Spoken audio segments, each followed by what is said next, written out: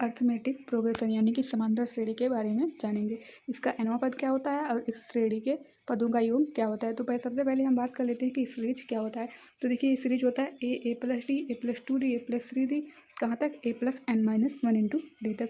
और यही A plus N minus one into D जो है वही हमारा क्या हो जाता है nवां पद, जिसको हम टी एन से डिनोट करते हैं। तो देखिए हमारे पास, तो देखिए यहाँ पर टी एन यानी कि nवां पद, और इसी को हम क्या कहते हैं लास्ट टर्म, यानी कि nवां पद और लास्ट टर्म एक ही होता है।